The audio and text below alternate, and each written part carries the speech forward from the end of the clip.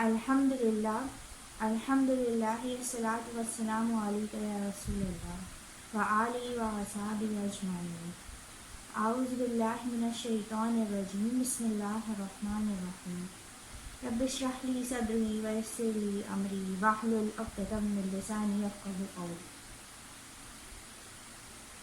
شروع کرتے ہیں اس دعا کے ساتھ۔ السلام علیکم ورحمۃ اللہ۔ آج جو لوگ مجھے دیکھ رہے ہیں اور جو مجھے سن رہے ہیں، میں ان سے ایک سوال کرنا چاہتی ہوں۔ کیا ہم نے کبھی یہ سوچا ہے کہ why are we here in this world? کیا ہمیں اس بات کا جواب معلوم ہے؟ کیا ہم جانتے ہیں کہ اللہ تعالیٰ نے ہمیں اس دنیا میں کیوں بھیجا ہے؟ بینگ اے مسلم، ہمیں یہ بات کیا واقعی معلوم ہے کہ ہم یہاں کیوں ہیں؟ کیا ہم نے اس بات پر غور کیا ہے؟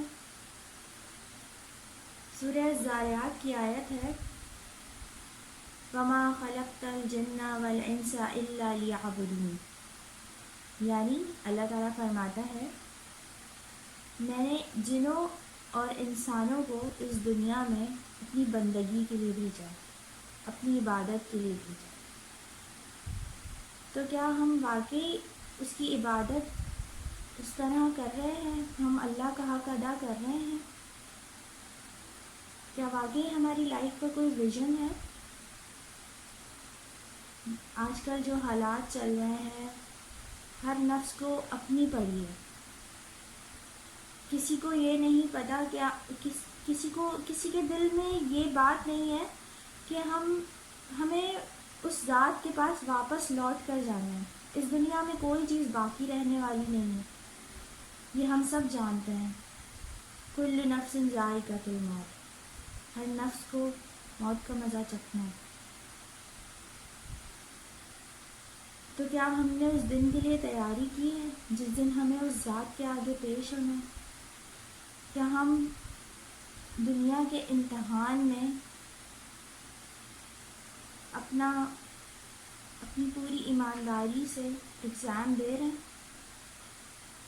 کیا ہم نہیں چاہتے کہ ہم اس ایگزام میں پاس ہوں؟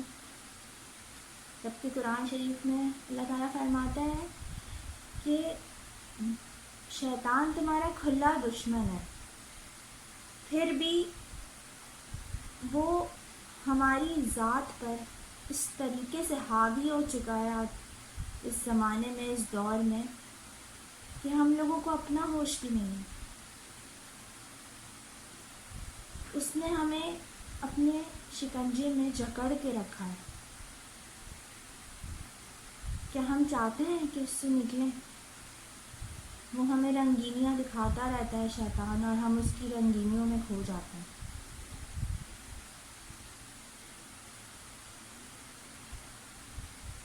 آج کل کیا آپ جانتے ہیں کہ لائف کتنی ہے انسان کی؟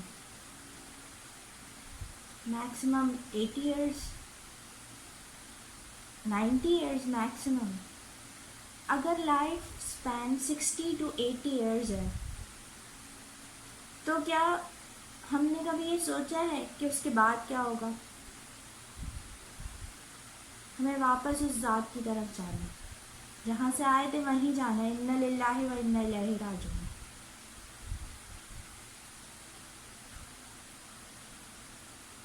اللہ تعالیٰ اس بات سے روکتا نہیں ہے کہ دنیا کے کام ہم چھوڑ دیں، لیکن ہمارا جو مین مقصد ہے اس دنیا میں آنے کا، ہم اس کو بھول چکے ہیں اور دنیا میں کھو چکے ہیں۔ ہمیں چاہیے کہ وقت ختم ہونے سے پہلے ہم اس مقصد کو جان لیں، اس کو پہچان لیں،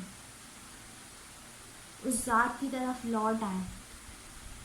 کیا ہم نے نہیں سوچا کہ جب ہم محشر کے دن اللہ کے آگے پیش ہوں گے، تو جب ہمارے نامہ اعمال ہمارے سامنے کھولے جائیں گے، تو ہم کس منہ سے اس کا سامنا کریں گے، جب ہماری غلطیاں، ہماری خامیاں کھول کھول کر ہمیں دکھائی جائیں گی؟ So why are we wasting our life؟ ہمیں ہمیں اس طرح خود کو برباد نہیں کرنا چاہیے. ہمیں چاہیے کہ ہم اس کی طرف لوٹ آئیں. ہم اللہ کی عبادت کریں جس مقصد کے لیے ہم اس دنیا میں آئے ہیں. ایٹ لیسٹ ہمیں اس مقصد کو اپنا مشن بنا لینا چاہیے.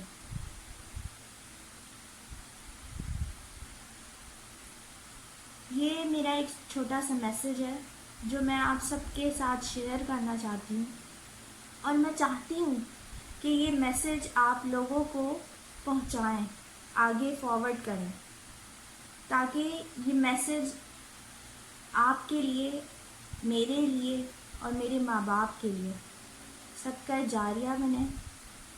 اور کیونکہ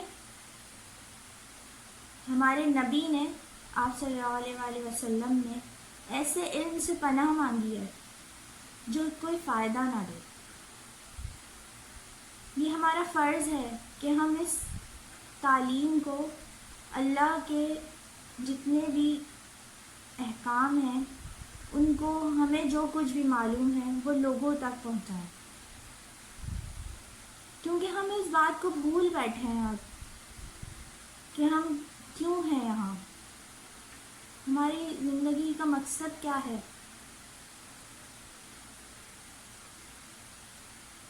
آپ صلی اللہ علیہ وسلم نے اپنے آخری خطبے میں یہی کہا تھا کہ میں تم لوگوں کے بیچ 2 چیزیں چھوڑ کر جا رہا ہوں، ایک میری سنت اور ایک قرآن جو تمہاری رہنمائی کرے گی.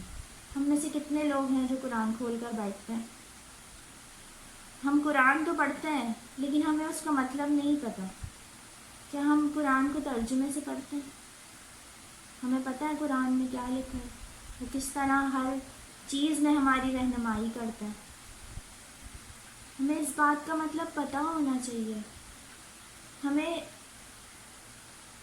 ایک مسلمان ہونے کی حیثیت سے ہمیں اس کتاب کے بارے میں پتہ ہونا چاہیے اور ہمیں اسے فالو کرنا چاہیے. چھوٹے چھوٹے بچے ہیں آج کل، ان کو کچھ نہیں پتہ، جس ٹریک پر ان کے پیرنٹس نے انہیں لگا دیا وہ وہیں چلتے جا رہے ہیں. ان کو نہیں پتہ کہ کس طرح سے ہماری لائف ہم کو گزارنی ہے. قرآن میں، حدیثوں میں صاف صاف ہماری لائف گزارنے کا طریقہ ہمیں بتایا ہے، لیکن ہم میں سے لوگ ہیں جو فالو کرتے ہیں.